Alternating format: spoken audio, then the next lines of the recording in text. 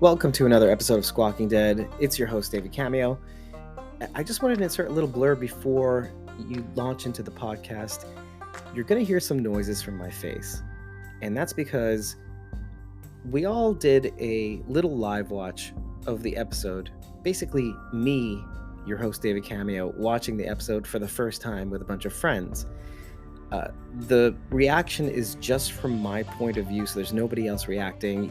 You're not going to know what's going on. There's no audio from the actual episode, which we're about to cover.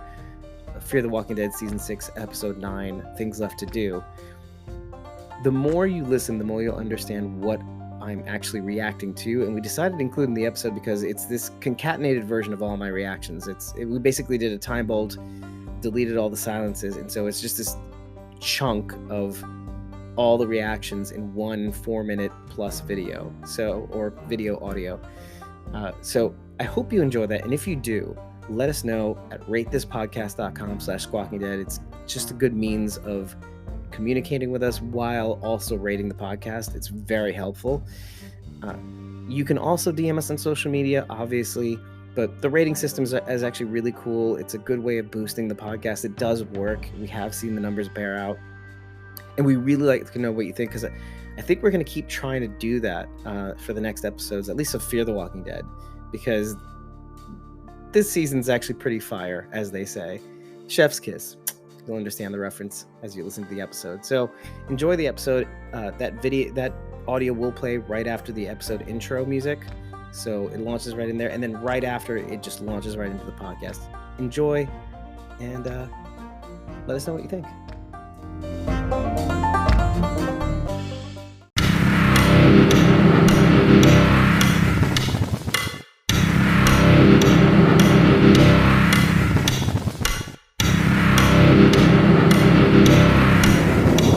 We're dealing with somebody else now.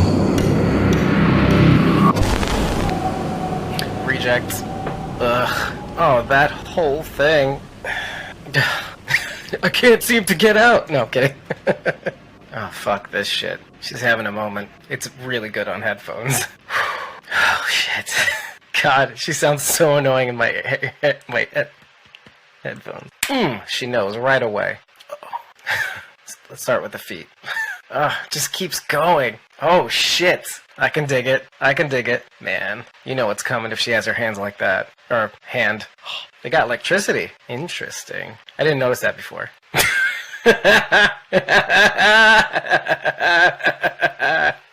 Ooh, love the stereo. Morgan's people, not my people. Batches. Not again. In the same spot? Come on, man. Oh, I remember everything now. Oh, fucking shit. Jenny ain't no dummy. Say it with me, people. Damn, that looks nasty. Nasty.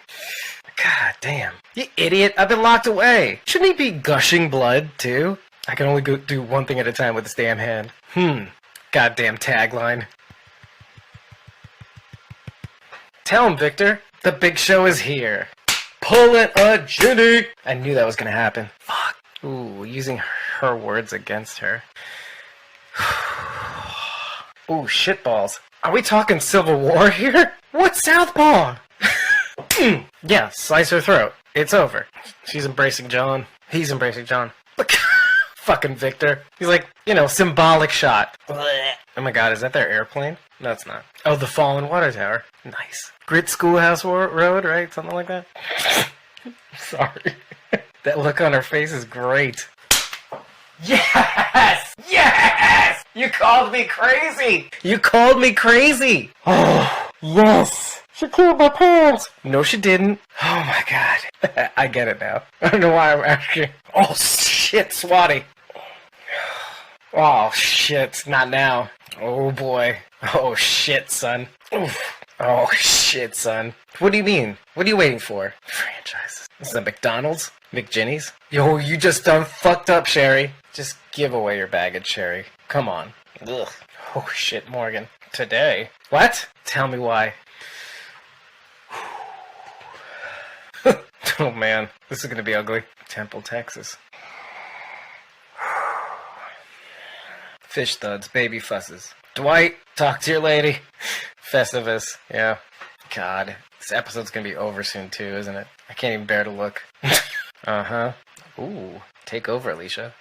She cares. Whew. Oh, if you kill me.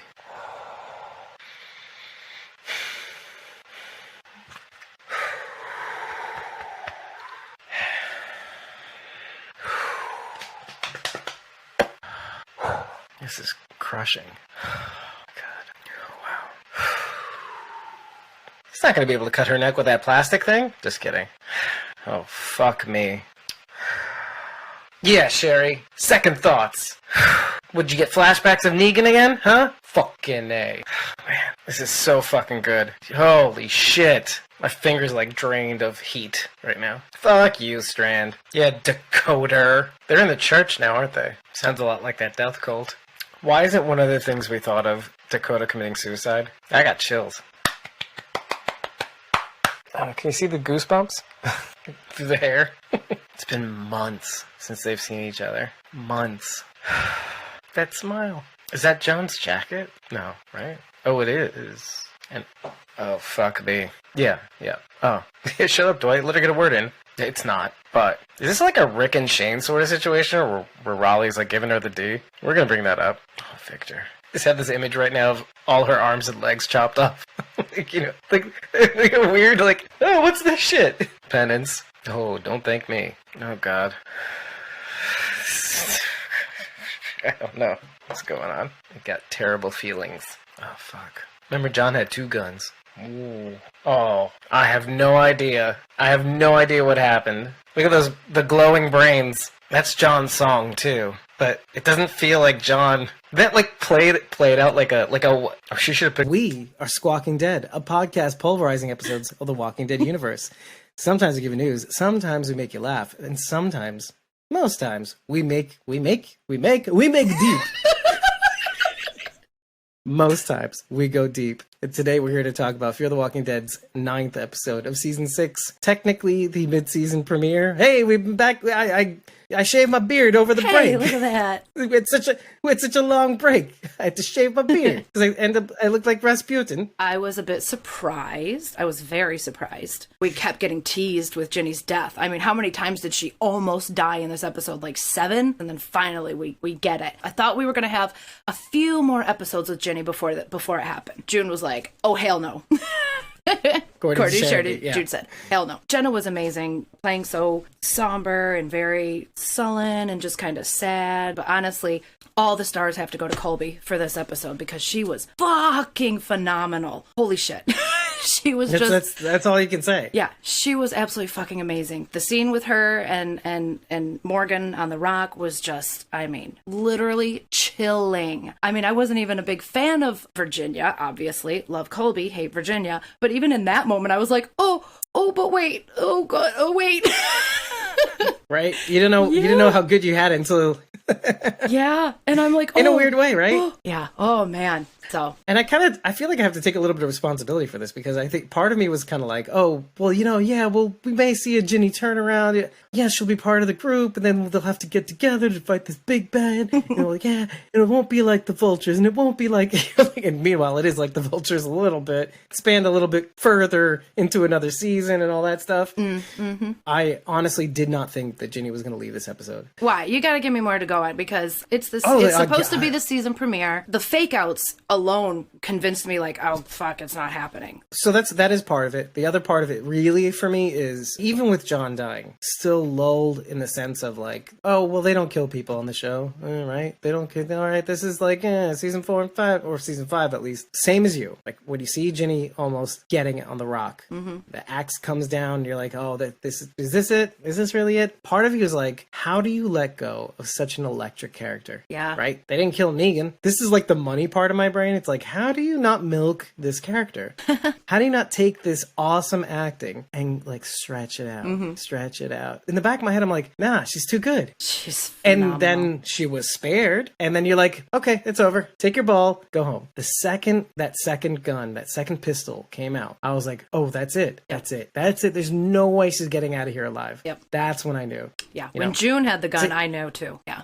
When Morgan had his axe, I was not convinced. And not only that, neither was everybody else around him. Everybody else around him, like Alicia of all people, actually, we'll get to that a little bit more, but like Alicia, Sherry even looking at him like, is this what I want? Is the feeling that I felt just a few seconds ago when I had Ginny in my sights with that with my pistol? So I didn't feel that great, but I don't know, I feel weird. And then even, I don't know, maybe not Victor.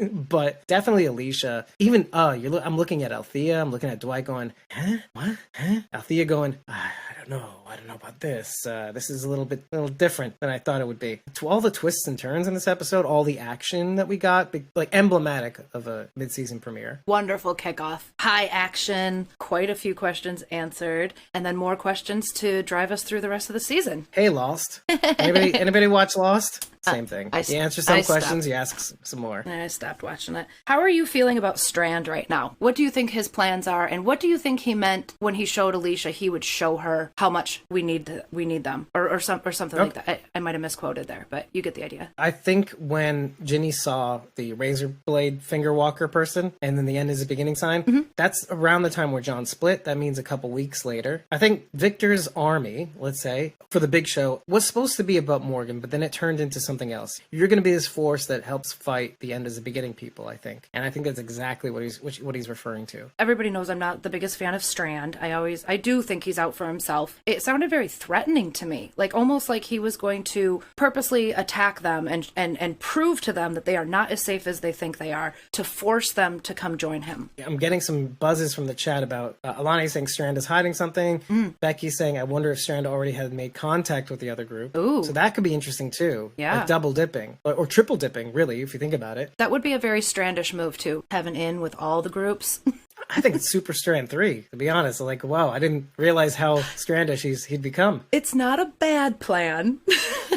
Compare that with the vibes that you get of, like, basically being a Ginny clone, doing the things that Ginny does, with the fingers up in the air, saying, my guys have got it, I can do the finger thing too, and then dip it into a jar of jam and then eat it with my fingers. It's like everything Strand has ever wanted. Strand from the beginning of the series. I'm in charge. Like, I've got the run of this thing. This is how I made my bread and butter. You know, once I convinced everybody that I got to part with their money, I'm the man. He's the man without the consequences, right? We talk about consequences a lot lately. Lack of consequences. Look what that did to Negan. There need to be consequences. I'm worried if Strand gets into this position of power. I could be wrong. I'll say that right now. I know a lot of people love Strand, but I could see him going down the very same path Ginny did. Becky's like, Strand's gonna strand, and that's why I love him. And of course, some of you had the luxury of watching my first reaction when I saw Strand do Strandish things. And I was like, oh, fuck you, Strand. God damn it, man. I stuck up for you, man. Right. First of all, like, okay, the mid-season premiere obviously sets up a lot of arcs that are going to occur in the second half. And I think one of them is going to be pivotal when it comes to he and Alicia. I think they're not done having that conversation. After the events of Welcome to the Club, Ginny goes, yeah, there's nothing in here. It's just a bunch of walkers. We wanted to know that you were capable enough to fight this bigger threat. And we know that bigger threat was Morgan at the time. Then. Until Barry next to Jasper's leg, where it was like, oh, it's these end of the beginning people. That seems to be a bigger threat. Because if they can infiltrate my people, they are probably way worse than Morgan Jones will ever be, right?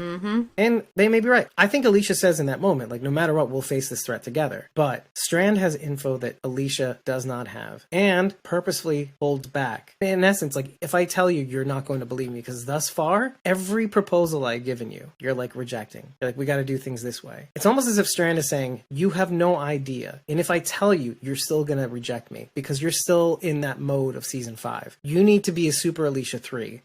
Okay? But my Super Alicia 3, you need to be that killer that we saw in you in the beginning of season 4. I think he's trying to influence her. He doesn't want the good part of him. He's like, no, you got the wrong idea. I need to be like I used to be, and you need to be like you used to be, and I'm going to show you that you need to be the way you used to be. Which is why he sent her away in Welcome to the Club. He said, I can't be who I need to be with you around. And I think Alicia does too. She's just not willing to compromise who she is. Now, for Strand, that was always who he is. So it's not hard for him. Or it's what he used to be. And he's embracing what he used to be. We had this extended conversation about Alicia and the kind of person, and thank goodness, because I don't have to go through it again. You can watch that in the last episode. But the point is, I think Alicia's still not 100% the person that she's meant to be in this world. And I'm I'm for it. We can see slow inch by inch progression for Alicia trying to figure out who she is. When we see different iterations of what that person could look like. We don't know what this evidence is, but something tells me that this is going to be the biggest challenge of all. Like where Alicia's going to side, where she's going to fall on. Now, the obvious answer is going to be Alicia's going to fall on Alicia's side in some senses. When faced with a two-sided binary solution, Alicia's going to make her own path. I think that's the only answer to these questions. I'd like to think she's a little more level-headed than that and would look at all the plans and go with the one that is going to work. Sounds to me like you're describing Strand. Here's my path. We're taking this path. Well, I'm thinking even bigger than that. When she is presented with two options, I think Alicia will make her own option. Besides what's laid in front of her. The two. And I think that's going to be really, really cool. If option C is better, I would do the same. I think anybody would. But I think most people, when they're presented with two options, they choose one of the two. Most people. Not Alicia. Really? I guess I'm not. Yeah, I guess I'm not most people. I'd be like, nah, we can do this better. We're very stubborn. We're very stubborn like that. Yeah. No, and I agree. Like, look, tilting the tripod. What do I do every week? Yeah. I don't know. I try. I don't know. I don't always have the right solution. So Becky says, Alicia is still somewhat naive, I think, but she is coming around. I think Strand feels like he is responsible for Alicia due to his friendship with Madison. He probably does feel responsible, but I don't think Alicia looks at him like that. This is not a Victor and Madison situation. This is an Alicia and Victor situation. They have a unique relationship, I think. Alicia keeps Strand on the path that he was on before in season 4. Just by the very nature of her being there, makes it so that he can care for her. And then they kind of look out for each other. Alicia calls Strand out when he goes too far. Strand calls out to Alicia when she doesn't go far enough. I don't know, maybe. Yeah. And I'm eager to see that tug between the evidence that he provides, maybe getting swayed by the old Victor. That part of her that has a dark side, that kills without thinking. That ended Mel very suddenly. I do want to mention one thing about that, though, about Alicia, was that you can clearly see her wearing the St. Christopher medallion. Well, there's two, right? Daniel gives one to Strand in Ginny's office, and then Strand finds one outside of Ed's cabin. She has the one from Daniel. She would have gotten it from Strand. We confirmed that she took it. Remember with the photo? I went back and watched it because I thought she threw it back to him, but she didn't. She palmed it. Why would she have two? Oh gosh, that's kind of annoying. Now I'm a little irritated. Yeah, me too. Continuity, people. Continuity. I don't know. Maybe it represents two choices. She needs all the help. She needs all the help she can get. I don't know. I don't want to get too lost in the details, but she's clearly wearing one noticeable one. Got one on at least. Because it's sticking out of her shirt. Sandy's like, she melted into a big one. Yeah. No, she didn't. She doesn't know metallurgy. Smelting? Does she do schmelting? You don't know? I know. Sweaty schmelting? She's good. They can have a lot in schmelter. We give you deep. Not today, obviously. We give you deep. Oh, we give you deep. It's easy to miss this one part because you're too busy going, June done did a badass thing, and she has her little walk-off moment. But Dakota runs to the doorway of the church and sees her mother's body all like splayed out. And I don't have a vibe coming off her necessarily. I do see a shock. I think that June may have set a series of events at this point in her discovery that may cause like a cyclical sort of thing. The cycle of revenge. She didn't like her mother that much by the end of it, but there may be something there though, like where she goes, she just told me, didn't have a chance to process it, but maybe I should avenge her. I mean, there's gonna be a reckoning here. I totally agree with you. And it goes back to, what do you do when you get exactly what you want? It's exactly what I wanted you to say. Dakota got exactly what she wanted, and I saw the same thing on her face. I thought I heard her say no, so yeah, I could totally see that. Like Dakota, especially being a teenager. Teenagers don't know what the hell they want to begin with. So this is exactly what she wanted. She wanted Ginny dead. Here she is. She's dead. And now all of a sudden she's not going to like the way that makes her feel. The exact same thing was done to Ginny as was done to John. When you think about it. Just when she maybe could have gotten used to the idea of, oh, maybe this could be my project. This could be my future. It was taken away from her, right? Just like John, when presented with another option besides killing himself, maybe Dakota could be my project. Dakota seems to be the vertex of both of these characters' demise. I could do like a Charlie thing with you and have it not work too. But And this is the key thing. When you've wanted someone dead for so long, and this also applies to Sherry in a weird way, now that they are dead, how do you feel about that? Who do you become now? Mm-hmm. Is this the thing you wanted, really? Mm-hmm. So we're talking about regret here on just this wide spectrum scale. You've got Dakota thinking so long that she wants her sister / now mother dead. Wait, is this what I really wanted? Oh man, this is what I wanted, and now it happened. Now I don't feel great about it. Sherry, this is what I wanted so long. Morgan's about to kill her. You see the uneasiness in her face. I don't know. The only person who seems to be satisfied with the idea that Ginny's gone is Victor. And even when she's gone, it's like, whoosh.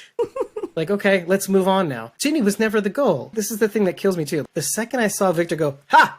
Like when Ginny was talking just before the executions, I'm like, this is politics. He needs to be this way in order to get the people around him to rally behind him. He needs to feel like I am the voice of my people. Yeah, even right? though he hasn't gone through anything even close to what these people have gone through. That noise he made pissed me off so much. Ha! Everything I did to save. Ha! How has life been so bad for Strand? He got promoted almost right away. With him and Alicia and all that stuff. I mean, it's not nearly as bad as the other people, but how does that make him any different than Sherry, let's say? And it's not even Sherry's fight. That was what was meant to be pointed out when Ginny says, I don't know you. Are you new to what? Are you from one of my franchises?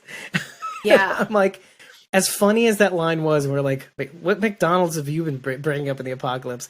It was also because you get distracted, but that's meant to say something. It's like, dude, who are you to these? First of all, to these people, why are you even more hell-bent than anybody else at get me dead? It's the same with Victor. My brain jumped back to when she lied to Dwight and said that she had met her or crossed paths or whatever. I'm like, okay, obviously that was a big old lie. Check. I can maybe see a world in which one of those rejects Virginia's rejects may have been in contact. That reject left, and then with Sherry off to somewhere else. I can see that. Mm-hmm. But even then, it's like big old manipulation. But you're absolutely right. What did Ginny ever do to Sherry? It's politics. First of all, it's baggage. For Sherry, it's baggage. We know the reason. Nobody else does really except for Dwight. But then you double down so far. You want it so bad. For Sherry, it's obviously all the wrong reasons, which she knows and verbalizes. Dwight knows it. Some other people may know it. But you go down this path and you feel like you want it for so long. And then all of a sudden, thank God, Sherry verbalizes it finally by the end with Dwight. Because your face, Sherry, does not lie. When you see Morgan swing that axe, about ready to chop Virginia's head off, there is two things going on in that moment. One is, I don't really know if I want this. Definitely. Same feeling she got when she had Ginny in her sights with the pistol. Second thing is, I definitely know if Morgan is willing to take this on for me, I'm going to let him. It means I don't have to do it. Absolutely. Everybody wants Ginny dead, but nobody wants to do it. I think everybody says they want to do it, and everybody has the reasons and the motivations to do it. But when it comes down to it, is this what I really want? And everybody's more than happy to let Morgan do it. And only Sharon says, and only June has the balls. Mm-hmm. But even then, that was for her own deeply personal reason. Sherry has no reason. Victor has no reason. These are the two big factions, right? I'm a little worried because June definitely put all the blame on Virginia. She basically blames Virginia for John's death. I mean, among everything else that they've been going through, but what does that mean for her and Dakota? The thing you hate in others is the thing you hate in yourself. How dare you even resemble the regret that I had made previously with Rose? It's almost the same thing. And then she says it out loud. The difference is I was trying to save my kid. Your kid murdered another person, the person that I love. It's almost as if I deserve this. So the thing you hate in yourself is the thing you hate in others. But if that thing isn't quite exactly the same, you're going to hate them even more. Like, how dare you compare? This is the question that she's been struggling with. She just wants her to say the truth out loud. Just like Morgan wants Ginny to say the truth to Dakota, June wants Ginny to say the truth out loud, even though she knows the answer. And I have a question for you before we go back to Dakota. Had Ginny admitted that Dakota was responsible for John getting killed? Dakota, first of all, killed him. But the fact that Ginny covered up Cameron's murder was the impetus of Dakota eventually killing John. Had Ginny admitted it at the time in the beginning of the episode, do you think June would have been able to process this a little bit better and not kill Ginny? Because I'm sort of asking myself at the same time, because it's a big question. She might have just picked up John's gun and shot her right then and there. Well, she didn't have John's gun. It was picked away by Hill. Could have got it back. She would have gotten killed. Do you think she would have cared in that minute? it. I don't know. Let's just say, for argument's sake, had she had time to process all of this, being put in the lineup, blah, blah, blah, and then having been told the truth. And first of all, Morgan comes out and tells the truth. So that gives her even more validation, processing time. I think I have an answer. And I think it's something that you said last week about how do you kill Dakota? Well, you got to do it really fast, right? Yeah. What was the thing that happened in this episode? Ginny admits it really right then and then, and that's how it has to happen. So bravo to you. Bravo to you. Hey, I got something right. Look at that. Where's the calendar? You made like an interesting prediction in a weird way, in a weird roundabout way. But it wasn't Dakota, it was Ginny. Right. But it had to happen in the moment. It had to, right? In the moment, yes. Because had it happened at the beginning of the episode and she got at least that admission, maybe she could have been on Ginny's side. Maybe. Because you see at first when June is patching Ginny up, she's being very vulnerable. Ginny's being vulnerable back. There's a genuine like exchange of like trying to be sympathetic for one another. And then the thing that gets her to wrench out was something Ginny said, I would do anything for my daughter. And then it's like, oh, let me go back to that question I had earlier in the episode. Yeah. So did you know you have no reason to hold back now? And then she does it's like the exact wrong thing. I mean, it was always going to end up that way. But had she maybe had said something at the beginning of the episode when she thought she had everything lined up, Ginny, I think Ginny would have been all right, honestly. With all the processing time. I don't know. You say processing, but it could also just be festering. Well, yeah, the question is festering too. Even if she got the answer, she could still be festering with that, getting herself more and more angry. I've been in that position where you find out the truth about something and then you are more upset about the truth. Maybe. The only reason why I say that is because I think June knows the answer. I think the whole point of the exercise was just to get her to admit it. And I think in that way, it allows her to judge Ginny accordingly. This is the kind of person you are. There's no reason to hold back now, Ginny, in the beginning of the episode. What is the point? John is dead. There's nothing we can do about it. What's been done is done. You have no reason to hold back. Ginny thinks that Ginny's a good person for doing everything that she could do for Dakota, right? As a mother. And then, you find out the end. And then June is like, nah, mother to mother, if you were a good mother, you would have told me that. Well, a good mother wouldn't be covering up her children's mistakes either. They would be holding them accountable and teaching them about consequences. That's what a good mother would do. Failing that. You knew this was coming, right? You knew this was coming.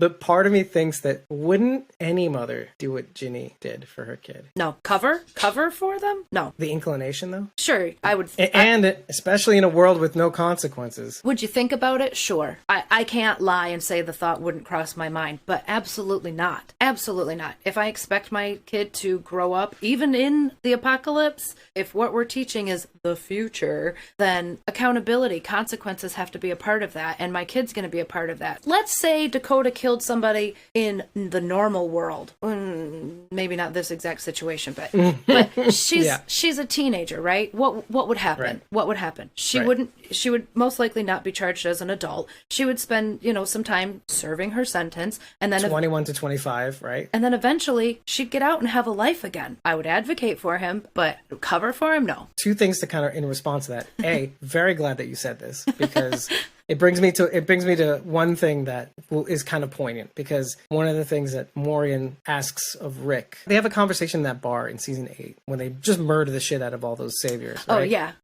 including shitty Jared. Essentially, why didn't you go the same path I did? It's like because I had my son. That's the difference between Ginny and everybody else that seems to have a parent in this universe who wants to be a better person for their kid. This is why I'm glad you answered the way you answered. But then it also brings me back to like this is me assuming that you answered wrong. It also kind of brings me back to like what Carl does, a couple times, like, and we mentioned it last week for some reason also, is like, he killed another kid just because he thought he could be a threat. And of course it was covered up and nobody did anything about it. Oh, Carl felt shitty throughout time, which is good. You want a kid to be able to do that. I think that in this episode, Dakota has inklings of like, I killed people. Like she recognized that what she did was wrong. The thing that I said last week was, John, hold on a second. If you're right, there is a world with consequences and I have to pay for them. I'm not wrong, so I'm going to push you off this thing. Dakota has no choice now but to accept the truth that her mother spilled out, therefore destroying everything in her mind. So now I'm wondering to myself, in a world where her world is shattered now, and what is the thing she says? I shouldn't be alive. Mm-hmm. But then she says no one should.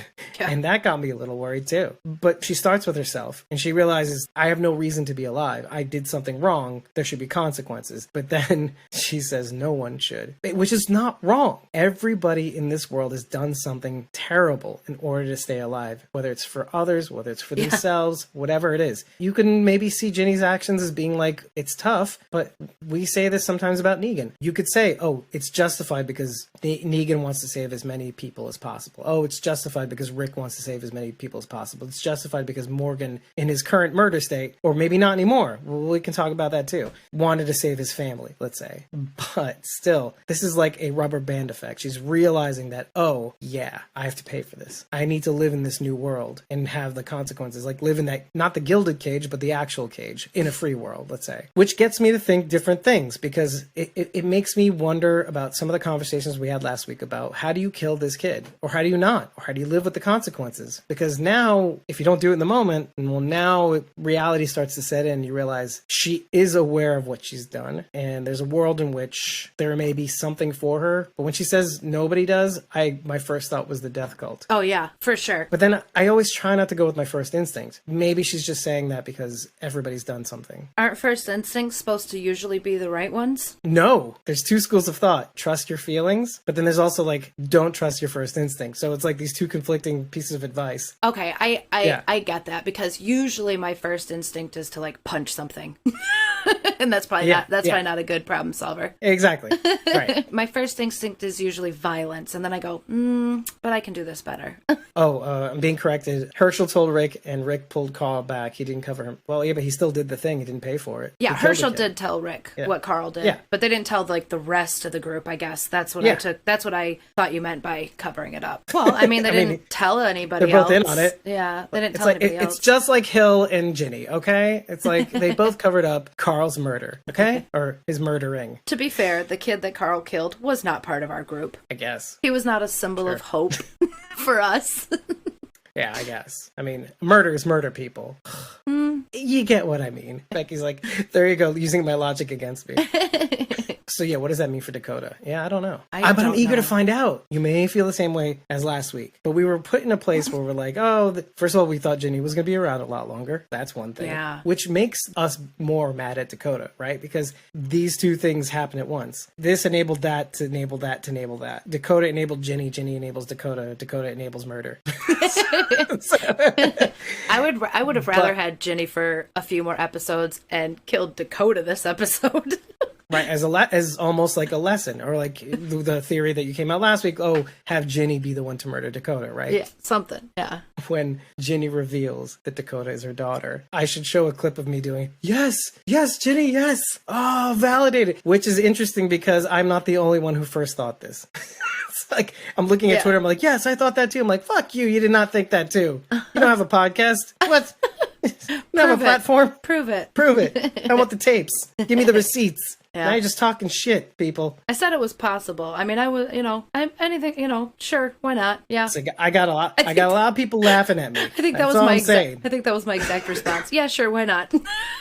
Sure, that's exactly. Like, I want you to take me seriously. Yeah. And then even I was like, by the end, I was like, yeah, maybe not. Whatever. Fine. We can't claim everything. But first of all, both of you and Sharon, last week were like, how old would that make Colby Minifee? Oh, how old is Zoe Colletti? Yeah, 10 years old? I don't think so. Vindicated. This is the reason why I had the reaction I did. Because even I didn't think I was right. I was just like, right, whatever. And I'm like, what? What? Yeah. Really? Wow. Really? I was also on your side because a 10-year-old could conceive a child if everything is working. What's the percentage on that though? In elementary school, there were girls who started early and could conceive. It's possible. At 10 years old? I've never heard of that. All you need is to have. I live in New York. All you need is to have a period to get pregnant and sex, obviously. But at 10 I know 10-year-olds who flowered that early. Sorry, I'm trying not to use gross words. Look, my own cousin did. Let's be honest. It is possible, but however, I think it's physically more likely. Possible. Yes, it is physically possible. I think it's more likely that Zoe Colletti is playing a much younger character. I think so too. I don't think Dakota's 19. I think she's more like 16. I can easily see them both being both she and Charlie, Dakota, the characters, Dakota and Charlie being the same age. Maybe a year older, maybe a year less. Yeah, sure, close. Of course, we get that because Alexa's so mature and Charlie's kind of maturing too. So she acts older. Colby could be playing a character who's older than she is too. I felt that too. Sharon is even saying it. Jenny could be in her early 30s. That age difference makes way more sense. The whole point being is like, I didn't think it would be right. I was like, let's throw it out there and see what sticks. And my whole rationale was because this doesn't look like somebody who would protect, what's the deal here? It was weird. I don't know. It was a weird relationship. We had said that right from the get. I want more information about their past. To be perfectly frank, what they really did was 2 times Ginny had tried to tell Morgan exactly what happened. And they cut it off.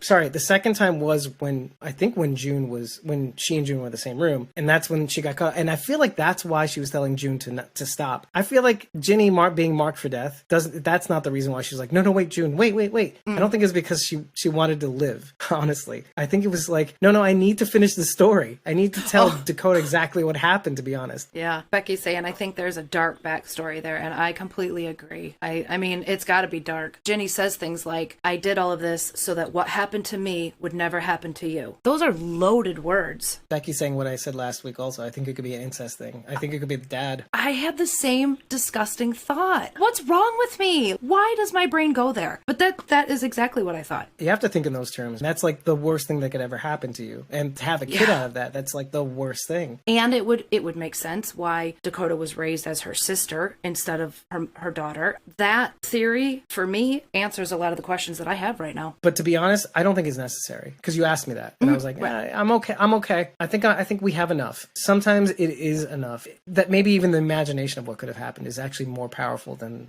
what it actually is. Because let's just say they say it out loud, and you're like, oh, that's not as bad as I thought it was gonna be.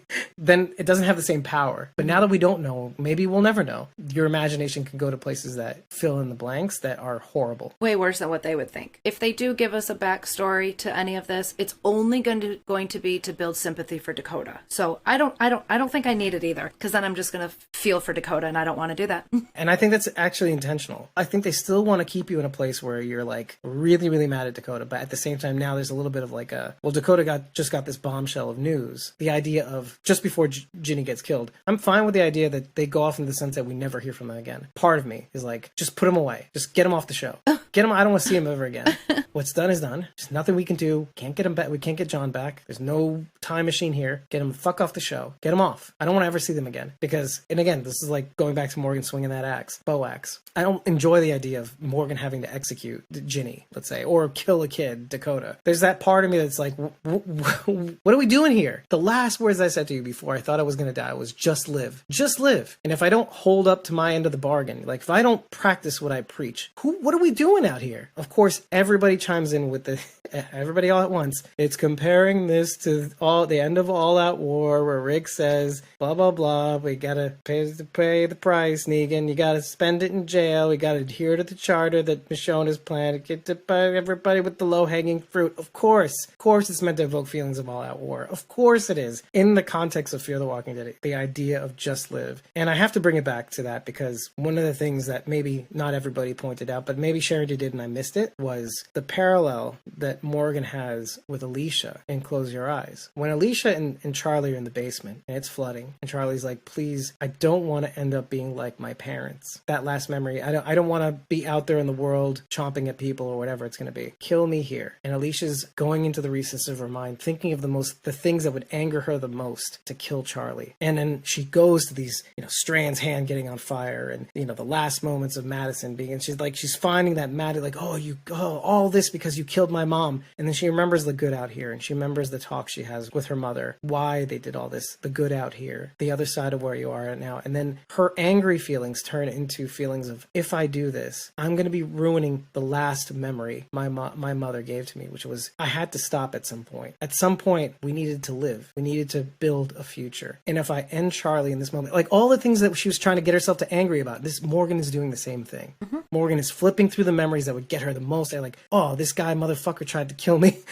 This motherfucking Emil tried to kill me. You wanted my head off. Oh, and then he's going back and he's thinking of other things. He's trying to remember John, like how, oh, you killed my best friend John. You know, he's floating down the river somewhere. It's like, oh, but then he remembers John, and he remembers what he stood for, and he remembers how he pulled him out from the depths, and he tries to impart this lesson of just trying to be a person in the world and try to be with people, and they're worth it. They're worth it because then they can save you. And then he just can't do it. He can't do it. It's the same thing. That same parallel, and I love it. I love it. It's almost a shame that this was episode 609, because if it was 610, that would be kind of good symmetry. Okay, this is a television show. It is it is entertainment. This is not real life. So is it entertainment? I'm kidding. Well, yeah, it is entertainment, and there are heroes. We need to see our heroes struggling with this decision and then pulling back, because if they didn't, they wouldn't be our heroes. Yeah, but even then, like the reasons for it, because you have to think of a reason. The rare, very ultra rare flashback scenes. This is another Michael Satrazemis thing. He pulled it out again, you know, just this one time,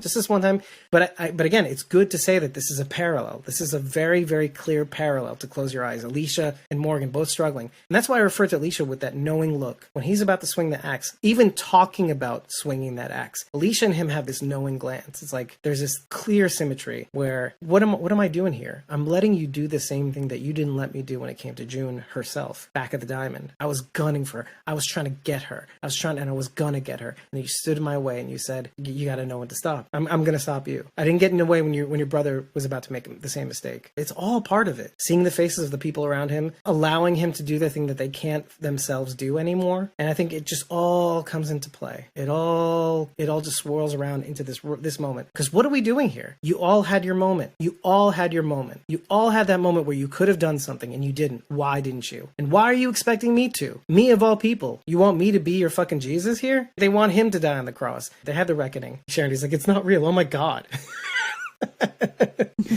Sharon hit on something that I actually have in my notes, though. Do you know who the hero is throughout all of this? And she's like so understated, actually, in the episode. Althea. Do you want to know why? Because the truth is the real hero. And it's this whole idea of the truth spoken out loud only once changes everything. What's the one thing that gets Ginny to fall? Morgan says, it's over for you. Here's why. And it's like the Twisted Round story all over again. So Althea tells this story about Twisted Round in season 4. Oh, that this one, yeah. warlord. And the only thing that really kept him in power was keeping everybody's mouth shut. But as soon as somebody started telling the truth out loud, like the power that this guy had over everybody was only power as long as everybody shut the fuck up. As soon as everybody spoke up, they all kind of rose up against him and he lost his entire outfit. Right. He fell. Just because of words spoken out loud. The truth spoken out loud. Even if nobody's around to hear it. How is Althea the hero of this episode? Truth is the hero. Where does Althea come in? The things that Althea has said, especially in season 4, where just saying the truth out loud changes everything. All the way down to Madison. The truth out loud in that tape is the balm that Alicia needed. I know you guys are going to be okay. It's this recurring theme of like this, again, this callback of like, because of this Twisted Round story, it just superimposed on, and that's Althea's story. That's her, what she brings to the table. So Morgan uses that in this scenario as a weapon, you know, against Ginny, and it's instantly over for her. The tape is not the point, is the idea. The truth spoken out loud, if only once. Oh yeah, that's like her whole shtick, is to get the truth, the story. The story doesn't matter. It's the idea. Her whole thing was getting people to say the things that they need to say. And that's the very thing that gets things to change for everybody. And in fact, even through season 5, the more she gets people to talk on her tapes, the more everybody finally starts to admit it's not about helping others. Helping others is helping themselves. Althea keeps coming back. Now, even if she's not like an active role in the show, her idea of the truth spoken out loud, if only once. Her messages are carrying through. That theme that Althea imparts for the rest of the series thus far, since she's been in it, has changed everything. This is why she will continue to be probably be the hero throughout, hopefully, the season 2. But I kind of want her to do some shit, too. I'm pretty sure June was the hero this episode, but that's just me. Was what June did heroic, though? Like murder somebody in cold blood. All right, now we need to talk about what defines a hero. There's no doubt in my mind that what she did was very badass. But what does it mean? I'm going to say this out loud. I was almost upset that she wore John's hat after that. After holding the hat this entire episode, not wearing it, and it representing John. And when Morgan thought of John, it got him to stop killing. After June murdered Ginny, that's when she put it on. I was kind of like weirded out out. Because I wasn't going to say betrayal, but I was like, of course it's a cool walk-off. She's wearing the hat. Yeah. She looks so good. She looks so good. But at the same time, I'm like, I'm not cheering for this. I see why you feel that way. I do, because of what John stood for and what he represents, and you know, he is the goodness. We talked last episode about John being too good for this world. John not being able to do what is necessary in this world. June is what is necessary in this world. She is the part of John that can do what needs to be done. So I see a little bit. I agree with that sentiment. But then you start to realize, was it necessary? In utilitarian necessity terms. I mean, right? Again, is any of this necessary? Again, was it necessary for the world, for the other people, or was it necessary for June? Because I think it was important for her. She needed to do it. And maybe she wasn't really thinking about anybody else at the time. Can we blame her for that? I won't. Because we're not in her position. I'll admit it right now. That too. It's easy for us. We're all like armchair murderers. Like, we're like, you know what I mean? Like, we're armchair, but like, oh yeah, do the thing. Do it. Just do it. Kill Ginny. Kill her. Kill. But I have to not be that. I have to be like, okay, let's just, what does this mean? What does it mean for someone, especially her, who is so connected to John? Yeah. The thing that made her come out of that very moment she had just been talking about just earlier, to come out and realize that I can have love in this world. Or maybe, because she does talk about maybe you're my punishment. Mm-hmm. You know, maybe this is just the chickens coming home to roost. Mm. You know, you taking away the very thing that I thought was deserved to me. Maybe she's in a space where I was right all along. I shouldn't have thought for 1 second that I could have love in this world. Are you literally going to erase what this represented to you? Because that's what you're doing. If you think this is your punishment and you're realizing that, fuck you, you got to die. You took away the idea that I could have love in this world. So fuck you. No consequences. Bye. So there's something off here from my point of view. What do you think would have happened if Dakota killed June and John was face to face in this situation? It wouldn't have happened. You think John would have killed Ginny? Either Ginny or Dakota. I don't know. That's the thing. I'm not ready to say he wouldn't. He has a dark side. I'm kind of like the opposite. I'd be like, of course not. And then I'd go, maybe. Right. So that's the thing. We're talking about instinct and then not trusting your first instinct. But my feeling is he wouldn't. Is that accurate, though, for you too? Like, it's like, no, of course he will, maybe. That's the feeling. The two things going on at the same time. It's good to verbalize that that thought in your head. That amorphous, simultaneous sort of thing. But with June, it was like the opposite. Oh, of course she would kill her. But wait, hold on a second. What does that mean then? What are the consequences? Right? Does that mean I'm erasing? Or am I in the process of not believing that this could have ever been true? This love thing is ever possible for me? Or is it maybe you took the thing away from me and now I'll never have it again? And if that's the case, what does June become? Now we can leave it there, because the one thing that we do get is a little life preserver. We get the one up, because the one up is what? The letter that she slips into her pocket that Rabbi Kessner gives her just as he's entering the gates. Yep. Now that hopefully has something there, maybe some wisdom that he gives to June saying, don't go after Ginny. Too late.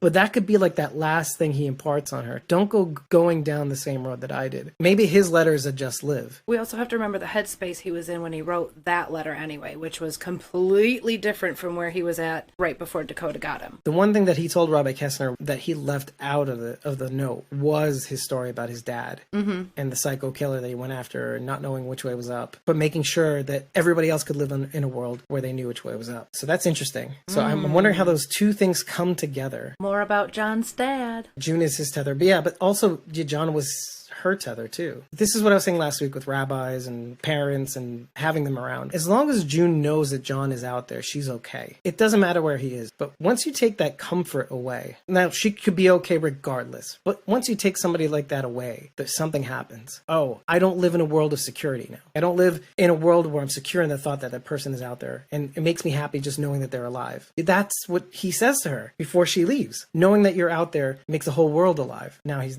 not there. So here we are. Sharondy's like yelling, she's gonna be the bad guy. She's gonna be the bad guy. Maybe. I don't know. I don't want her to be the bad guy. I don't either. Because then she's the bad guy. I don't want to not like her. Has that ever happened? I can't think of a show or even in the past of this show where a good guy turns into a bad guy and somehow it's still okay. Sharondy, we need to talk more in depth about this. I can't wrap my head around that. If she's bad, then she's bad. Okay. So Becky says maybe we'll get a mirror of Robert Jacob talking with June the same way we talked with Oh, John. that'd be really cool. But So, okay, maybe. let me clarify. When you say bad guy, okay, what I am thinking is that June is going head to head with our group, or are you just saying she's going to go after maybe the end of the beginning people on her own and be bad in the way she approaches taking down this group? That I being could get, bad to be good. yeah, that I could get behind. Like John's dad. Right, that I could get behind, but I can't get behind her being an enemy of our group. I will give Charity a tick in her corner, because what happens in the beginning of this episode is you get this foggy state that June's in, which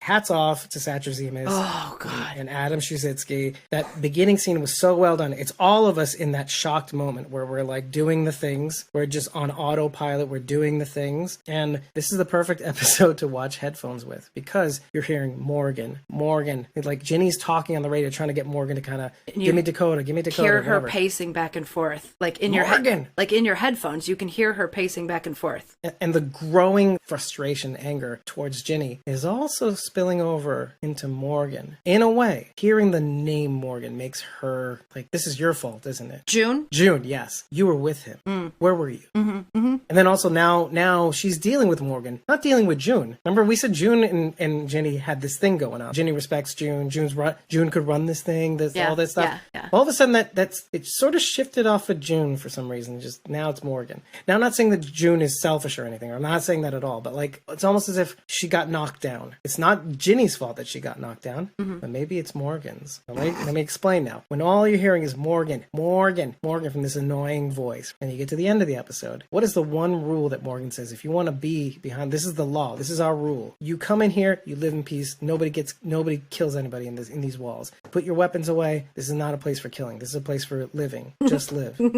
Was the first thing that happens, not moments after he declares this. The first murder. And then June, she's like, I'm out of here. I did it. I'm gone. Yeah. See ya. You don't have I'm gone. You don't have to ask me to leave. I know my way out.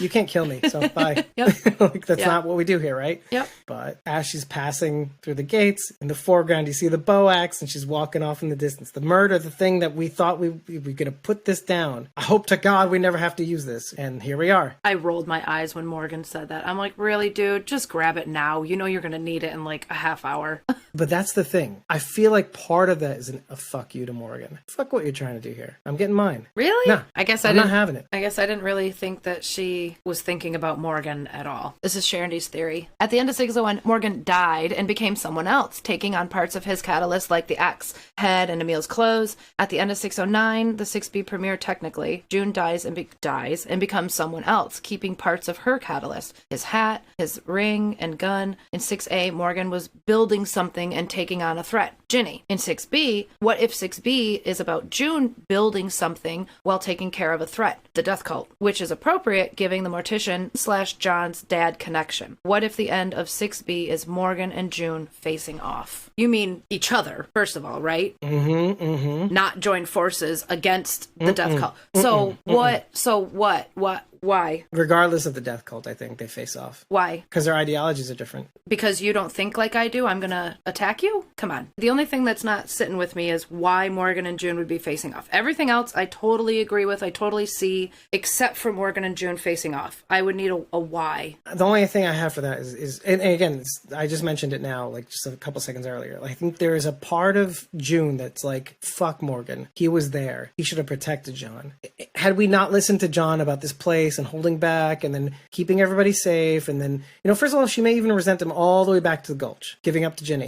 Okay. If we hadn't listened to Morgan in the first place, we would all get captured. John would have been put in this position where he'd have to figure out a murder. Yeah. The murder that was rigged against him from the very beginning, that was covered up by Ginny, that was perpetrated by Dakota. Again, it's like the Five Guy Death story. I'm more in that camp rather than her blaming Morgan for what happened to John. I mean, I'm trying to put myself. I'm trying to put myself. But it all there, comes back to Morgan, though. It all comes back to Morgan because of the Gulch thing, though. I'm agreeing with the Gulch, not what happened on the bridge. but all together. All of it adds up. It's hard to put yourself in somebody else's shoes, what they're feeling in the moment, even if it's irrational. You could take a thing that made perfect sense at the time. How long are we going to keep running away from Ginny? What is the game plan here? And of course, everybody agreed. They had their wedding anyway, just as a gesture of like, no matter what happens from this point forward, we're going to be together forever in our hearts and minds, and no matter where we are. Yep. And because they were in different places. Now, all well and good until Ginny is confronted with the idea that John is dead. And dead for all the wrong reasons, like almost a meaningless death. But you take that and it gets all twisted. If it hadn't been for Morgan, fuck that guy. The Gulch, that was Morgan. Oh, I didn't want to do this, whatever. He held back somehow. Like, he probably wanted people to live. He just probably compromised with Dakota, and Dakota just shot the motherfucker. Like, holy shit, it's all Morgan's fault. Morgan buzzing in her ear as she's trying to bury John on autopilot. Ginny complaining to Morgan. Morgan is responsible for this. Morgan's the one she's dealing with. Morgan is the one that Ginny was dealing with this whole time. Fuck Morgan. It doesn't have to make rational sense, but it has to be rational enough for June to be like, this is why I'm here. If I'm June, I could blame Morgan for the whole mess because he called Ginny and turned everybody in. The bridge situation, obviously, had the Gulch not, had Morgan never gotten a hold of Ginny, this wouldn't have happened. I get that chain of events. But my husband's with his best friend. My husband gets killed. Do I blame his best friend? No, I don't. I blame the person who shot him. You can't. It's a kid. Yeah, I can.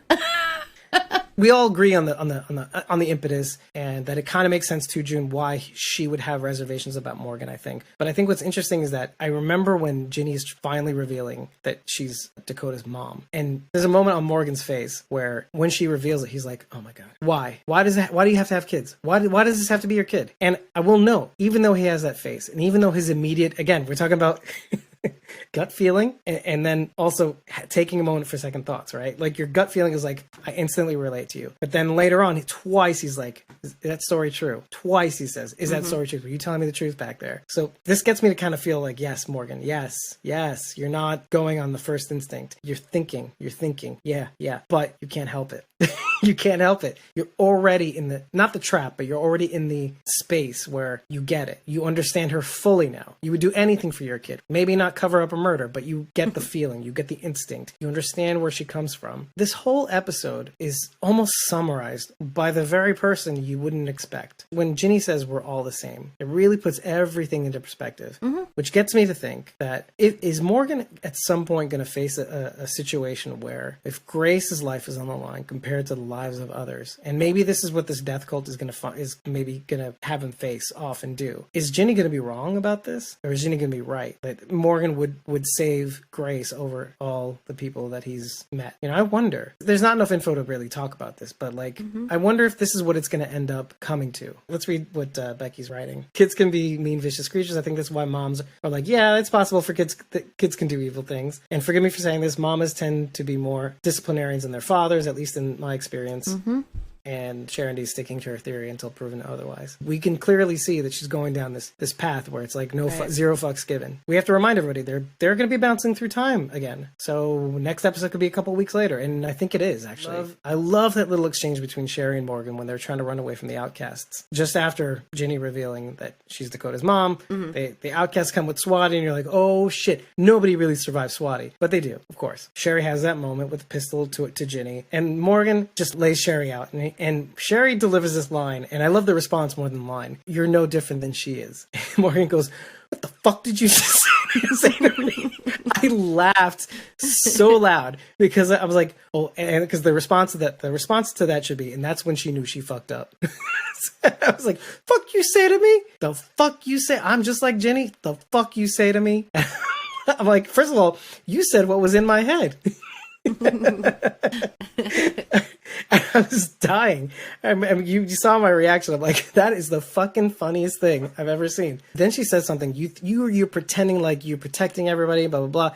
And we all know that this is just her projecting that Negan shit. You could even say that Rick shit, because Rick promised us that he would save us. Or Negan promised us that he was saving people, but he wasn't saving people. You act like you're saving people. You're just like Negan. And Morgan was right to say, the fuck do you say to me, right? Don't put your shit on me. Don't put your fucking shit on me. I was so mad. It's like, the more I thought about it, like, don't put your fucking Negan shit on me. I'm not one to be trifled with. Even even though by now Dwight has told Sherry, this is how All Out War ended. I'm only here because Daryl spared me, blah, blah, blah, all that stuff. Something we've said on the show about Carol being in the kingdom and having 6 whole years of great times with Ezekiel. Like, we didn't see it though. So it's hard for us to really feel it. The same applies here with Sherry. I didn't get to see it. I didn't have the benefit of seeing it with my own 2 eyes. And so it's easy for us to kind of, first of all, go, fucking Sherry, stop. It's easy for us. Armchair murderers. That's what we are. We're armchair murderers.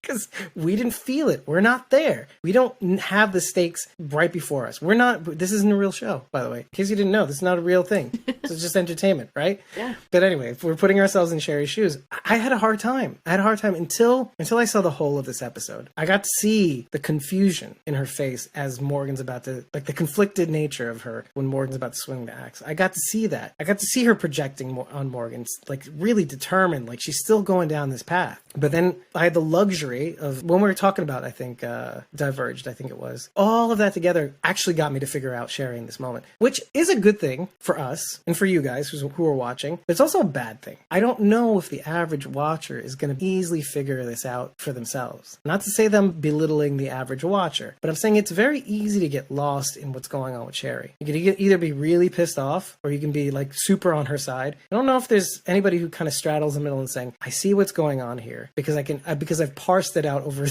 other episodes and seeing things from other points of view from other episodes and doing this and doing that, not seeing it for myself, but knowing how it happened and still like having that vengeance, having the need to double down for politics' sake because I got my people behind me going, they want results, I got to give them what they want. Victor, Sherry, same thing. Enter the age of politics. Sherry just annoys the piss out of me right now. I'm sympathetic that she went through something traumatic, but maybe there's something about her and Dwight's relationship that I'm not quite grasping, but why would she not want to be with him? If I went through what Sherry did, the person I would want to be with is my husband. I would want that comfort, that protector, that person who really loves me around me. So my only conclusion is the same one you came to, that Raleigh's giving her the D. Yeah. I'm so glad you brought that because I didn't want to have to do it. I already said it on Twitter. That's the only rationalization I can come to, because if there weren't another person involved, why would you not be with the person who loves you most in this world? First of all, you brought out something that I completely didn't think about. Look at the juxtaposition of June having just lost John. And wouldn't you think for 1 second, but it's easy not to, the first thing you ought to appreciate is that you have that tether. And maybe she does think that. Maybe she takes it for granted. Like, as long as he's out there in the world, I'm fine. But what if something does happen to Dwight? Mm-hmm. Is she fine after that? Oh, I waited too long. Mm-hmm. I was only able to do the things that I was able to do because I knew Dwight was out there in the world. Shoulda, woulda, coulda. We admitted our feelings about how do we get into the position where we actually like Dwight. Now we're like side-eyeing Sherry because, again, we didn't see her. Yep. Not until now. We didn't see her. We don't know what she's up to. We don't know what she's been through. We don't care because she's out of sight, out of mind. That's the painful truth. Out of sight, out of mind, right? It's true. Sad but true, yes. And so we turned the guns from Dwight. And feel free to say I'm wrong. But we turned the guns from Dwight and we kind of turned them on Sherry. And we're like, fuck this Sherry bitch. Like, Dwight, he's in sight, in mind. Oh, Dwight. Poor Dwight. Poor Dwight. Fuck you, Sherry. Fuck you, Sherry. Fuck you. What are you doing? What are you doing to my Dwighty boy?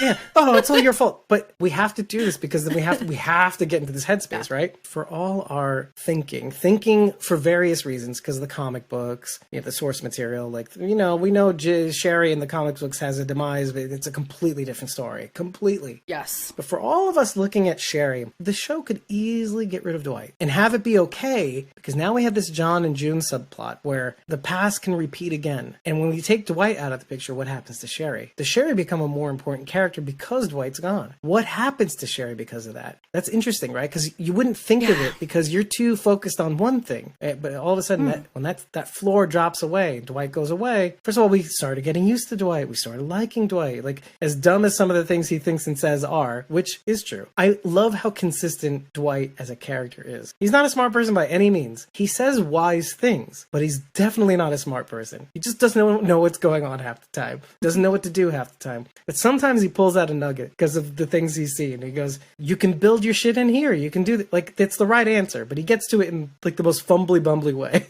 And I love that. I love that he's consistent. Yeah, he's you know? adorable. Right. He's adorable. He's adorable. Perfect. Oh, you mean well. You mean well. Yeah. Sometimes you say the smart thing, but it doesn't feel like it came from your mouth. Like it just feels like it came from your experience. Like I know that this is the answer. I know how I got there. I don't know why it's the good answer, but here it is.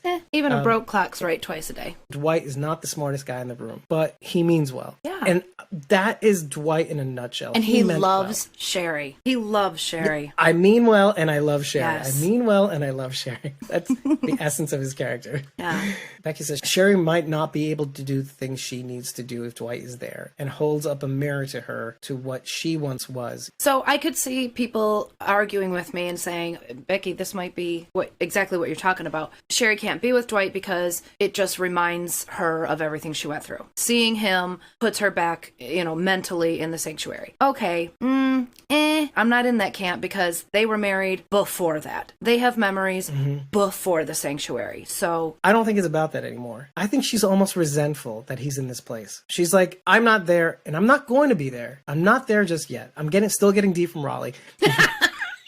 right? No, this is why I say Dwight knows the answer begrudgingly. He puts his hands on his hips and go, well, all right. He lets her go. He's right, because if you have any hope of her coming back, you gotta let her go through the process. Yep. But again, don't take too long, Sherry. Don't let this repeating theme of this season play out, because it may be too late for you. That's all I'm saying.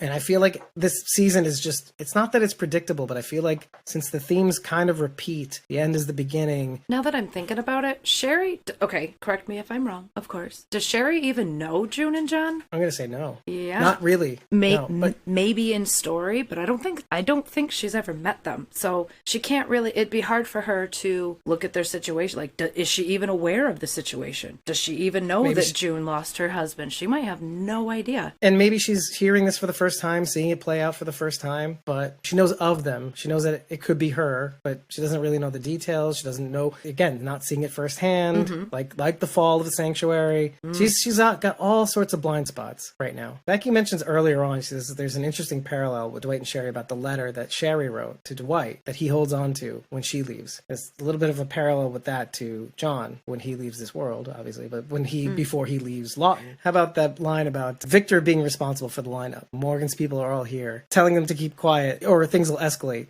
How about I escalate my foot up your ass? Oh, yeah. Finally. It's been too long since we had a Sarah. Yes. The Sarah-ism. Yes. And Sharon says, Sarah channeling a Red Foreman from, what was that called? That 70s show. That was a great line. However, it wasn't my favorite line of the episode. Althea had my favorite line of the episode. When Morgan and Ginny are walking up to the dam, and Dwight and Althea are up in their little lookout hidey hole, and Ginny says, you turned, I saw you. And Althea says, should have looked harder. I don't know why. That was the funniest line ever for me. I laughed so hard. That's everything about Ginny that's wrong, though, too. Taking things for granted. Like, you thought you had the run of this shit. Sharony says she liked the part in particular where she said, what do you want, Victor? What do you want? Holds the walkie out. Back in the day when people had corded phones and you'd like hold it out for your friend to shout into from across the room. It's for you. Yeah. It's for you. Yeah. I'll be right there. Yeah. Tell them this. And then you just hold the phone so they can shout into it. Tell them yourself. Yeah. Swing it around the cord. All right, let's put it on top of the telephone until they come around. Yeah. We need to pivot this conversation real fast. We gotta pivot a foot up your ass. Finally, Victor kind of does the Ginny thing, puts the fingers up in the air and goes, we can do this the easy way or the hard way. I was dead. Do you know why? Because that's exactly what the booty warrior says in the Boondocks. I came looking for booty. Man's butt. Excuse me? I called you Chris Handsome. I like you, and I want you. Now we can do this the easy way, or we can do it the hard way. The choice is yours. And what kills me about that is that that's a real person in real life. You think that's not. But so many things from the Boondocks is a real person from real life Yeah. that they take and put on the show. Oh, shit. If you ever watch the Boondocks and you see what I'm talking about, Victor saying it in that moment, seriously, just took me out of it because of watching that scene in the Boondocks. The guy's name in real life, his name's Fleece Johnson. On the Boondocks, he's called the Booty Warrior. Booty warrior. And it was after a real guy in prison who like says out loud to the person interviewing him, "Booty is the currency." And I likes yours. Oh my now, god! Now we can do this the easy way. He says this in the interview. We can do this the easy way, or we can do this the hard way. And like the guy's like literally like, what? What's going on here? And so like I'm watching this serious scene where Victor's like, we could do this the easy way, we could do this the hard way, and I'm like, I'm totally taken out of the scene. I'm laughing my ass off. And I'm writing, and I actually literally write this in the live tweet. Anybody remember this scene from the Boondocks? Where they, in cartoon form, depict a real life thing. Oh my gosh. Of course, by the end of the cartoon, he's literally like raping the journalist, whatever. 606, but she says yes to Wes. Oh, okay. So okay. wait. Okay, maybe in 606. Okay. Barry and Exit Jasper's like, fine. I was gonna maybe. say, I could have swore I've got Jenny's voice in my ears ringing. We can do this. That's what it was. The hard way, Yes, or the easy yes. way. Yeah. And then she digs into his wound and all that stuff. Yeah, okay. Oh, okay, yeah. Yes! So different context, same words. Same words. Right, Yeah. interesting. Oh, and that's interesting because when she's doing it in the episode, she's pointing her fingers down while she had fingers on that hand. Yeah, she still had them then. Okay. For a few minutes. Charity. See, you know what? I pushed you and I pushed you and you found it. I doubted you about the episode. I didn't doubt you that you'd find it. Yeah. But you found it. And had I not pushed you, you would not have found it. Let's just admit that. Listen, I push people. I'm a pusher. Yeah. I like pushing people. I knew she said it. I knew Sharon would know when. So And good things come out of it. Hopefully this won't end our friendship. somewhere down the line, somewhere at the end of the line. it'll take more than that. Charity's like, wrong? I wouldn't know. I'm not familiar with the sensation. That's a Downton Abbey quote. See, Charity's a mirror for me. I better watch myself. Wrong. I wouldn't know. I'm not familiar with the sensation. When they said Southpaw, I don't know. Like when you play video games and you play Southpaw, it's geared towards a left-handed player. So I just thought that was funny because she's left-handed. So the mountain thing that didn't click so much. Well, what's weird about it is that she is mountain. That's her call sign is mountain. Right. Meanwhile, Southpaw is Hill's call sign, right? Right. But it should be the other way around. Right. Exactly. Yeah. Exactly. I thought that was really funny. Yeah. But what I was really excited about, what Sharon and I both were really excited about, was Grit. When Ginny says, I'm in a water tower, at Grit. And I freaked right out because those were the coordinates in Morgan's knapsack. So in the beginning of the season, when we see the coordinates that he writes inside that backpack, I looked those up and they're right on Grit School Road. And I found them. If you hadn't watched it, we actually put up on the screen in the actual episode. Now, for your audio listeners, you can get it from the blog. We actually put the maps in the blog for that episode because of all of that. And because of Sharon also, because you guys posted a bunch of signs from Grit, Grit School Road thing. Yeah. So I put that in there too in the video, and so it's all there. It's all there. It's so all in black and white. It feels so good. It feels so good to be validated. I'm like, yeah, Grit. Yeah. But in your excitement, there's something cool about what Ginny does there. She's not leaving it up to chance, but it's the very thing that gets them found out. She literally looks to her left and says, yeah, I'm right here. You still don't know where Southpaw is. The location is where is it Daniel and Grace, I think, are. Yeah, Daniel and Grace.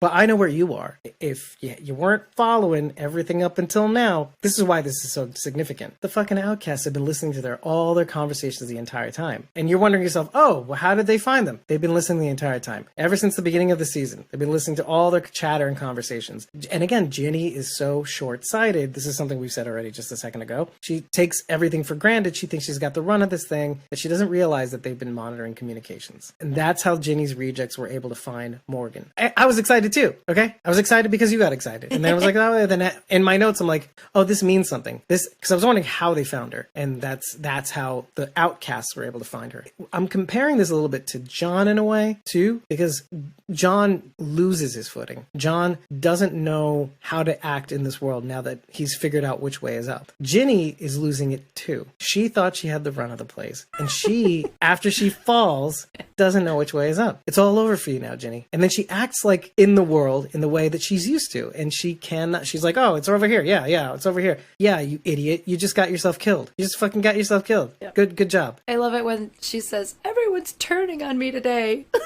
Like today? Right? Again. Like today? Again. It's funnier because she has that stupid potato sack on her. Okay, just to hold her arm up. That's what makes it funnier. Everybody's turning on me today. She's walking around with this stupid disgust, and it looks gross, right? It does. Like, it's not blood, but it's still like, yeah, I don't want to put that around my arm right now. Like, what? I'd rather die. It looked like it had been flattened in a grocery store parking lot for about 10 years.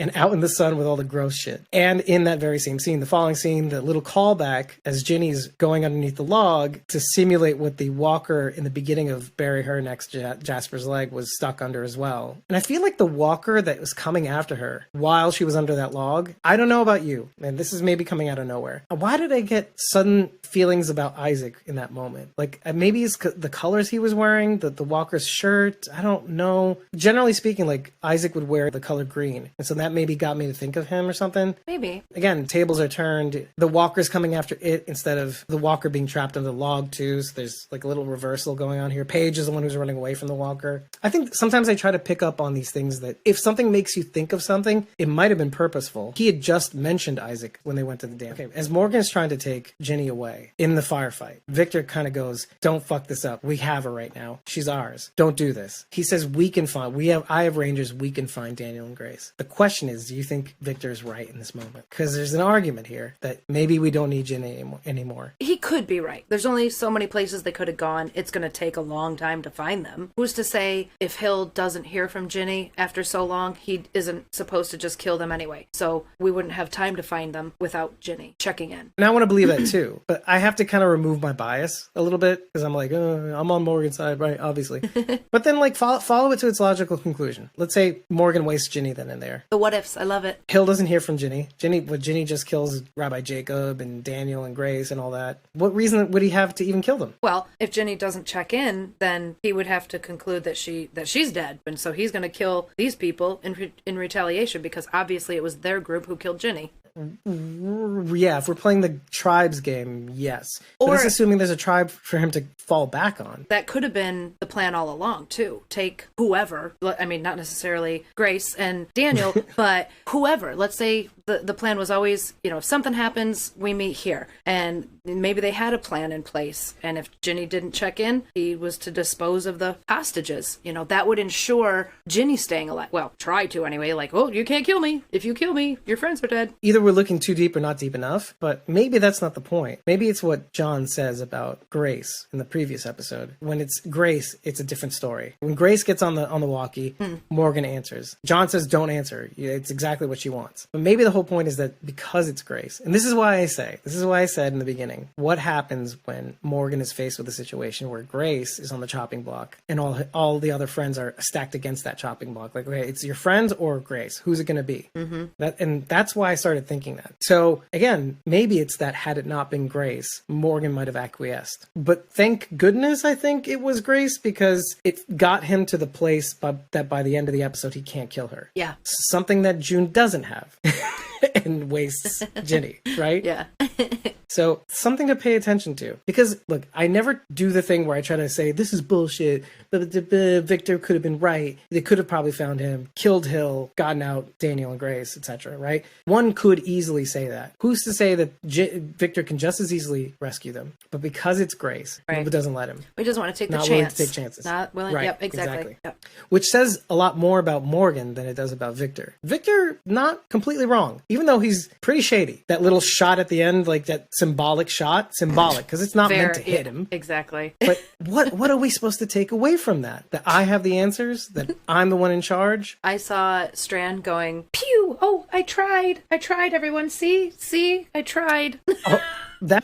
So okay, fine. So going back to the end of the episode, why he's all like, he's doing it for his we're going back to the Sherry Victor representation thing. Like, it's not his fight, it's not her fight. They don't have a dog in the fight, but they have to represent them. Typical politician shit. You're not one of them, but you're acting like you're one of them. He's leading them basically now. So yeah, he's got to put on quite a show. Okay, now to wrap all this in a bow, we go back to Negan again.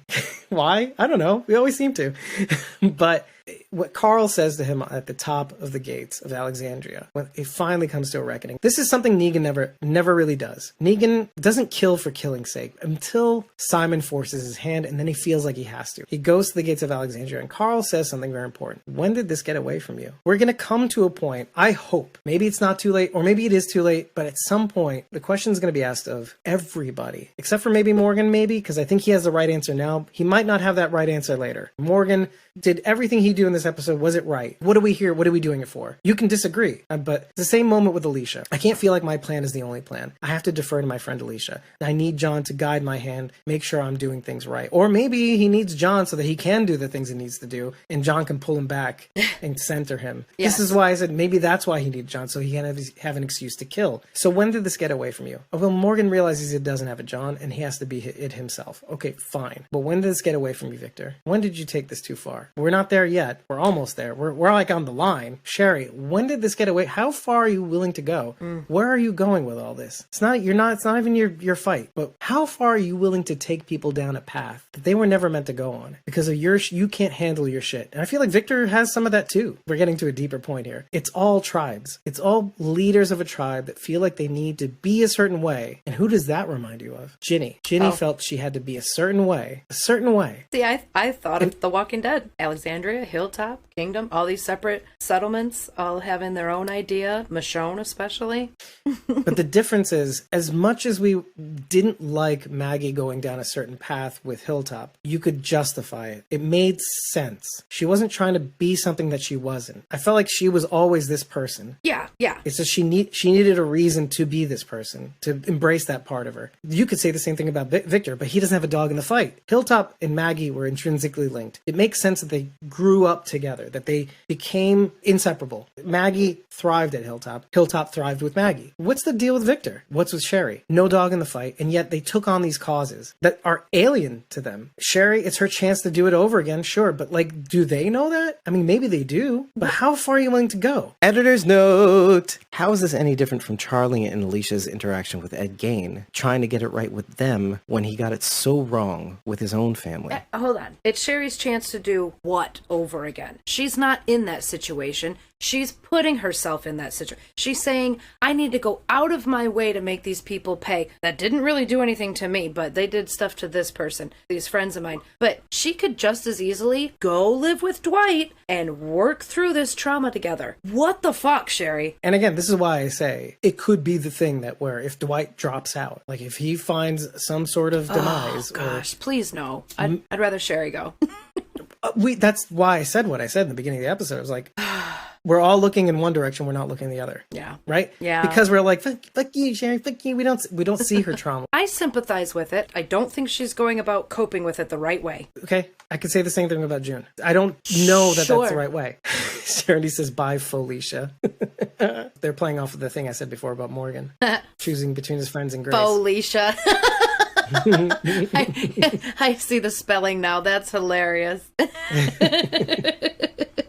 What makes Sherry different than Ginny? What makes Victor different than Ginny? What makes anybody, almost anybody, except for Morgan when he decides not to do the thing that everybody wants him to do? What makes them different? They're all doing the same thing. They're all saying, I'm trying to keep you safe, and this is the way to keep you safe. And then doing more and more and more and more. I disliked Ginny because of the things she did specifically to our group, splitting everybody up, all of that stuff. But I can't say she's the same as Negan, besides the Janice incident. She doesn't go around bashing people in the head just to scare them into submission. Oh, but you don't remember how she entered into the scene, just completely destroying Logan's group because they weren't necessary anymore. We weren't in Logan's group. Logan's not our group. We don't know Logan's group.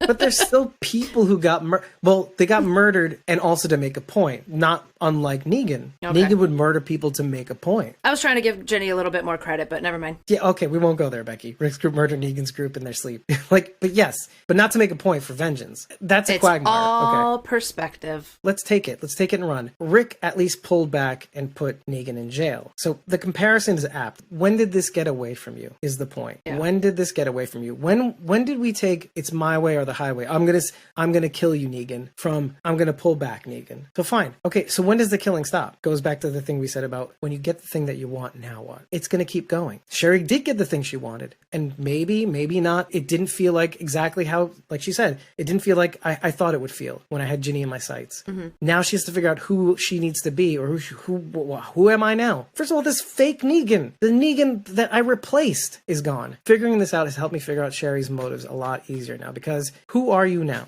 Dwight, for your sake, I need to figure out who I am now. Because again, something that we mentioned in previous episodes about Negan and Lucille. Remember how we said circumstances change everything? I use the analogy of losing a kid. It breaks up marriages. Mm-hmm. Why does it break up marriages? If love is strong, no, but circumstances sometimes make it so that people who love each other no longer want, because it's too painful to be together. But the same thing could be for Negan and Lucille. The world changing and being a certain way that they need to be to survive. Well, if Lucille is still in the picture, who's to say that Lucille would love Negan anymore? If she feels like she has to be a certain way to survive, if he feels like he doesn't have to change as long as Lucille's in the picture, this is my assertion, but Lucy will be sick of him. She's a boss ass bitch, okay? She knows what she needs to be in order to thrive. As long as Lucille's around, I don't think Negan has an excuse to be that Negan that we know and love, or I don't know and tolerate, whatever it is for you. Going back to Sherry and going back to Victor, maybe. What now? Who is Victor now that Ginny's gone? Who are you now? You built up this army and replaced Ginny, essentially, you just did the same thing over again. Are you not going to run this thing the same way she did? What are you willing to do? How far are you willing to go? And for what? Mm-hmm. For what? What did you want more than anything else? You wanted to be with Alicia, building some sort of future. But now you feel like you have to be this. Oh, it's for an enemy that we can't see? Oh, really? You can't do that with Alicia? Mm-hmm. My point exactly. You can't let go of your pride for 1 second because you felt like you needed to be a certain way to pass this moment. But now you got to keep going? Sherry, well, what's the deal? But I get it. Because the whole point, to Sharon's point, she says this again for me. She says, we're all the same. The whole point is to show everybody, maybe it's not exactly the same, but you are, and you will continue to do the same things I am doing. And we're going to see that with these groups. We're going to see how, when put in different circumstances, what would you do? Now, Morgan proves that he would not do the same thing. Who's to say that tomorrow won't be the same way, though? Yeah. Tomorrow, he might realize that this thing that he's been building, which is no longer necessary, in a sense, because Ginny's not in the picture. This is something I also thought about by the end of the episode. So the whole point was to hide from Ginny. He should take everyone to Lawton?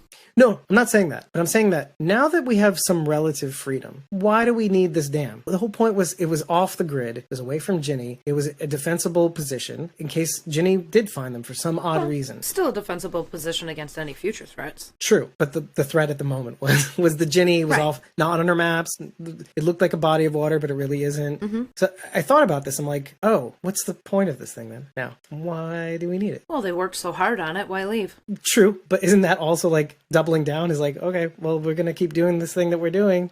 Well, it's a good thing. It's a good thing. I'm just saying. Yeah. Like, I mean, do we do it? I wouldn't even think to leave. Would you? Why would you leave? My question would be, why would you leave? You're wondering why they stay. I ask, why would they leave? So you fell for my trap.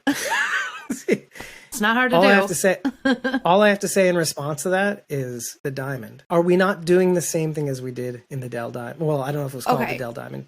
Defensible position, high walls, concrete. The goal here in life, in the apocalypse, is to find one sustainable place, correct? Otherwise, I mean, it's gotta be. It's gotta be. Otherwise, you live your life as a nomad. You never settle. You never stop. You mean convoy? That sounds horrible. Yeah, that sounds terrible. Yeah, this is not to say who's right, who's wrong, what's right, what's wrong. No, really. Yeah. The only thing that's left is the question. The only thing that's left is the question, because we've tried this, we tried that, we're repeating history. Should I stay or should I go now? Dwight says we should have been a smaller group and wandering around everywhere. That's when things were great. Madison tried to build a wall with the diamond, which is, again, if you look at it, it's like ostensibly a great position. Why did it fall? It shouldn't have fallen, but it did. And Mel, one way or the other, was right. Alexandria, in a way, fell. You wouldn't think, but it did. Hilltop also fell. With enough force, it fell. The thing is not to come to an answer. After so long in the apocalypse, all you're left is with the question, is anybody safe anywhere? You could say, maybe in World Beyond, where they had then what happened? The CRM came in and just fucked their shit up at Campus Colony. CRM safe? So stick with the CRM, I guess? But is the CRM... Now we are going to come to the ultimate question about both the Commonwealth and the CRM. Yeah. Which, okay, again, if you're going by comic canon, at least with the Commonwealth, it is safe? And then they could finally erect a statue of Rick? I don't know. But anyway, the whole point is, yeah, it is. I don't think that's where they're gonna end. It's just gonna be a very disappointing endpoint, because if we're to say that the dam is a safe place, we're gonna get a rude awakening, because no place is safe. Even Alicia says, I was thinking of taking Dakota to the diamond. Mm-hmm. And so even saying that out loud in that episode is supposed to be like a warning shot, because if we have this dam, aren't we doing the same thing? Aren't we repeating history again? Morgan is repeating Madison's, not mistake. We can't say it's a mistake. You gotta do what you gotta do. You gotta try hard. But I feel like it's said out loud to say, hey, even this place is not safe. Or maybe. We don't know. I say it because the question is there and something's got to come out of it. I see your point, because I totally agree. No place is safe. You can try and build it up as much as you can, but no place is really, truly safe. But does that mean you don't try? No, you got to try. Yeah, Sharon mentioned this before, like what I was trying to say before, the fallacy of sunk costs. You know, you put so much into it, you can't back out. This is with Sherry and Victor and all those people. And Morgan, even to a certain extent, until he finally pulls out. He's like, I'm dropping the chips now because this is going to get us to a point where we can't pull back. This is against what I said before. I'd be a hypocrite. But then she says a whole bunch of things that are really funny. Yeah, they don't have good history with dams or diamonds or hospitals or cabins. Doctors. Oh, wait, that's walking. Doctors, yeah. And then Becky says, if they get weevils in the crops, I'm done. I'm out. Yeah. But even if they did and they didn't listen, but what are they supposed to do? You're right. We're not saying what's right, what's wrong. We're saying this is the legacy of zombie apocalypse tales. It sucks. We know that Titanic is going to sink. We just want to know how and what we learn or what story we get in the process. And I hate having to point this out because you want to think that the Walking Dead universe is going to be any different, but it's not. So while we're here, and this is the point, while we're here, let's get something out of it. Let's learn something. Let's figure shit out along the way. What lessons can we take in our own life? Having not been in a zombie apocalypse, we see these people desperately cling on to something. And that's the thing I love about these tales, is that with the right pressures, these people who have not only scratched and clawed to live, they've learned to scratch and claw for a meaning and purpose. I want what they've got. I want to know what's essential, not just killing and whatever and all that stuff, which we know is essential in survival, and it's not enough. What do they get out of it? What are the answers that we get both in and out of the zombie apocalypse? Well, yeah, people, sure. Something more than just survival. Yes. Beauty. Yes. Music. Yes. Culture. Yes. All that stuff. What is consistent? And Sharon says, my ship already sank. They hit a iceberg. You're talking about John and June, though, right? Oh, a Virginia iceberg? A iceberg. Not your best. No. I'll laugh for you. Yeah, unacceptable. I like horrible puns. I'll take it. Do better. Do better. Be best.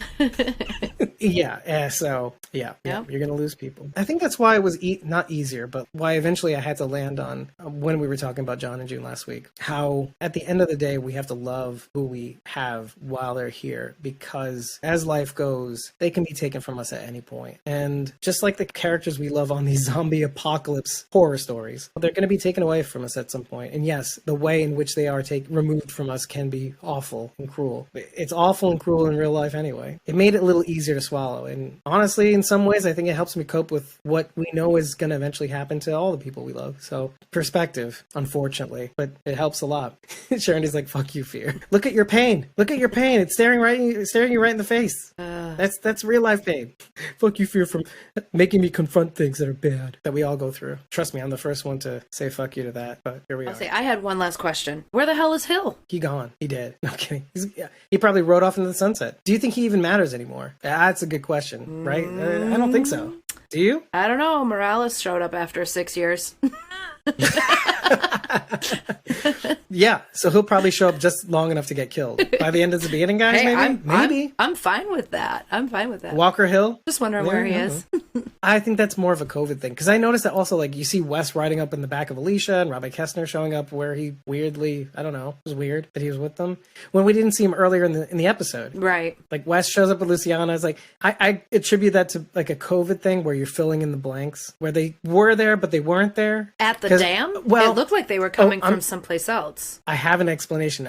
This is one of those things that I forgot to mention. I was trying to square that circle too. Why does Wes show up and Rabbi Kessner show up? Daniel and Grace were taken to Southpaw where the other batch was. And the other batch contained Wes, Rabbi Kessner. Where's the fuck's Peggy? Probably with them too. Yeah. Okay. I mean, Tess. Yeah. My bad. I know. Yeah. Okay. That actually clarifies what Strand says. Here's Morgan's people. Do you want me to get the rest? Or what does he say there? Do you want to bring the rest of them? Okay. When he said that, I didn't get the impression that they were all gathered someplace. I got the impression that he would go out and collect them like he did this group. But you could be right. Your theory makes more sense. The way he phrased it, I just didn't, my brain didn't go there. That we thought he might have known where they were? Yeah. And I would have thought the same thing.